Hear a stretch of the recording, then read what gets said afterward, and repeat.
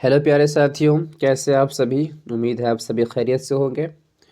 आप सभी को मैं सबसे पहले अपने इस यूट्यूब चैनल पे स्वागत करता हूँ, खैर मकदम करता हूँ।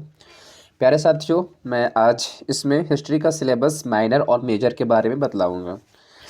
होता है क्या ना कि बहुत सारे बच्चों को माइनर और मेजर में बहुत सारा कन्फ्यूज़न होते हैं कि आखिर मेजर पेपर का तो खैर मेजर वालों को तो दिक्कत नहीं होता है, लेकिन जो माइनर पेपर में हिस्ट्री रखते हैं ना, उनको बहुत दिक्कत होता है कि माइनर में क्या पढ़ना है, हिस्ट्री का जो माइनर का सिलेबस क्या है। ठीक है, तो ये आप जान ले कि ये जो मेजर पेपर जो फर्स्ट सेमेस्टर वालों के लिए जो होता है मेजर पेपर, वही आपका माइनर पेपर होने वाला है। क्योंकि जाहिर सी बात है कि जो अदर इस मेजर पेपर जिनका है, जिनका उर्दू है, हिस्ट्री है, ज्योग्राफी है, वो तो पढ़ेंगे नहीं। ये तो सिर्फ क्या बोल सकते हैं इसको, हिस्ट्री वाले पढ़ेंगे।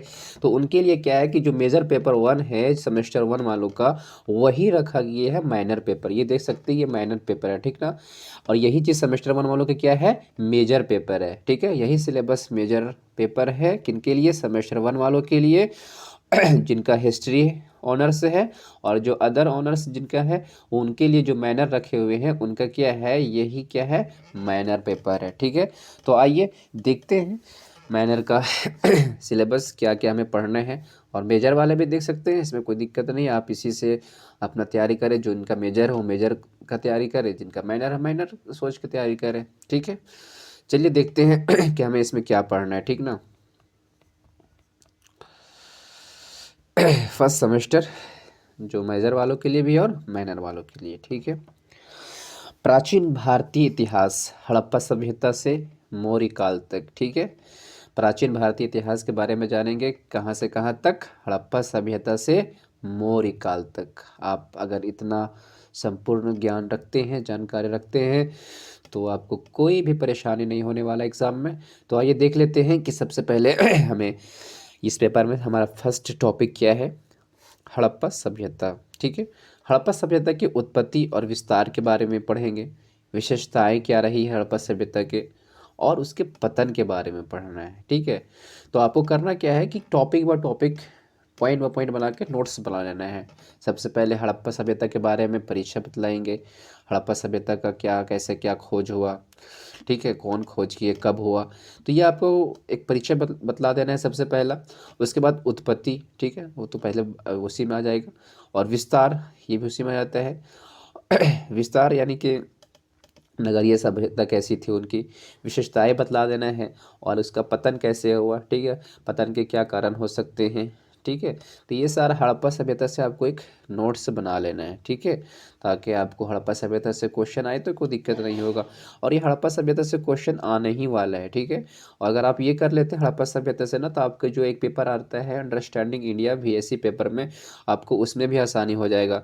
जो बच्चों का मतलब जिन बच्चों का मेजर क्या बोल सकते हैं माइनर पेपर हिस्ट्री है, और ये अंडरस्टैंडिंग इंडिया पेपर आप लोगों का VSC पेपर, ठीक है, तो उसमें भी हड़प्पा सभ्यता के बारे में आता है। तो अगर आप हड़प्पा सभ्यता के बारे में संपूर्ण जानकारी रखते हैं, अगर नोट्स बनाते हैं, तो आपको कोई दिक्कत होने वाला नहीं है माइनर में भी। और अंडरस्टैंडिंग इंडिया में एक टॉपिक है हड़प्पा सभ्यता, ये एक बहुत महत्वपूर्ण टॉपिक है, अब इसके बारे में ज़रूर पढ़ें। ठीक है, अब आता है वैदिक सभ्यता। ठीक है, वैदिक सभ्यता में सामाजिक, आर्थिक, राजनीतिक एवं धार्मिक स्थिति क्या थी। ठीक है, आपको ये पढ़ना है टू में।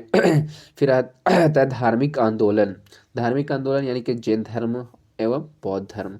जैन धर्म और बौद्ध धर्म के बारे में आपको पढ़ना है। हमने ये भी बताया कि हड़प्पा सभ्यता को आपको अंडरस्टैंडिंग इंडिया में पढ़ना है, और ये जैन धर्म और बौद्ध धर्म भी आपको अंडरस्टैंडिंग इंडिया में पढ़ना है। तो आप यहाँ कवर कर लेते तो आपको वहाँ आसानी होने वाला है। यानी कि दोनों में से आपको एक का ही भी आप कवर कर रहे, तो अब क्या होगा, आसानी होगा। और अंडरस्टैंडिंग इंडिया तो सबके लिए है, ठीक ना। ऐसा नहीं कि जो बच्चे जैसे कि माइनर में कुछ और सब्जेक्ट रखे होंगे तो आपका तो अलग हो जाएगा, लेकिन जो बच्चे माइनर में हिस्ट्री रखे हैं और अंडरस्टैंडिंग इंडिया तो सबके लिए है ही है, तो आपको फ़ायदा होने वाला है। ठीक है, कि अंडरस्टैंडिंग इंडिया में भी आपको काम बन जाएगा। फिर आगत आ जाता है आगे, मगध साम्राज्य का उत्कर्ष। आपको बताना है मगध साम्राज्य के बारे में कि उसका कैसे क्या बोल सकते हैं इसको, मगध साम्राज्य के शासक कौन थे, ठीक है, और उसकी शासन में प्रशासनिक व्यवस्था क्या थी, ये सारा आपको बतलाना है मगध साम्राज्य के बारे में, उनकी कौन कौन से शासक रहे हैं। ठीक है, अब आते हैं मौर्य साम्राज्य। मौर्य साम्राज्य में चंद्रगुप्त मौर्य के बारे में पढ़ना है, ठीक है। उनकी जीवनी और उपलब्धियां को पढ़ना है, ठीक। अशोक का धर्म, अशोक की अवधारणा एवं प्रसार को पढ़ना है। मौर्य प्रशासन, इसका स्वरूप, अधिकारी एवं स्रोत, मौर्य साम्राज्य का प्रशासनिक व्यवस्था कैसा रहा होगा, इसके बारे में पढ़ना है। अब लास्ट में है मौर्य साम्राज्य का पतन। मौर्य साम्राज्य का पतन कैसे हुआ, क्या कारण हो सकता है, आपको इसमें पढ़ना है। तो प्यारे बच्चों प्यारे साथियों, आप ये जान लें कि ये आपका जो पेपर है ना, इसमें आपका बहुत बोले तो सारा टॉपिक आपके लिए महत्वपूर्ण ही है, ठीक है। जैसे कि देखिए यहाँ पे कि हड़प्पा सभ्यता, ये आपका भी बहुत महत्वपूर्ण टॉपिक है। फिर उसके बाद आ जाता है ये मगध साम्राज्य, ये भी आपका बहुत महत्वपूर्ण टॉपिक रहा है। मौर्य साम्राज्य, ये बहुत है महत्वपूर्ण है। अब इसी से आपको चंद्रगुप्त मौर्य के बारे में क्वेश्चन आ सकता है, उनकी जीवन, उनके बारे में बतलाए, उनकी उपलब्धियाँ बतलाए, ठीक है। उसके बाद एक आ रहा है ये अशोक का धर्म और ये मौर्य साम्राज्य का पतन। ये सारे जो मौर्य साम्राज्य से जितना सारा टॉपिक है ना, ये आपका बहुत महत्वपूर्ण रखते हैं। तो आप कोशिश करें कि इनके बारे में आप नोट्स बना लें और इनकी जो हो सके अच्छे से जानकारी प्राप्त कर ले, ताकि आपको एग्ज़ाम में दिक्कत ना हो, क्योंकि इससे क्वेश्चन आने ही वाला है और इससे हट के तो आएगा ही नहीं, क्योंकि आपका चैप्टर यहीं तक सीमित है, यानी कि सिलेबस आपका यहीं तक सीमित है।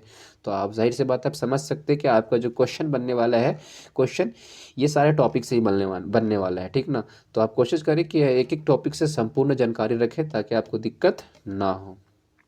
तो उम्मीद है कि आपको वीडियो अच्छा लगा हो, और वीडियो अच्छा लगा हो तो अपने दोस्तों तक ज़रूर शेयर करें, क्योंकि बहुत सारे बच्चों का ना बताए ना शुरू में कन्फ्यूज़न हो जाता है कि आखिर माइनर पेपर में क्या पढ़ना है और मेजर में क्या पढ़ना है सेमेस्टर 1 में।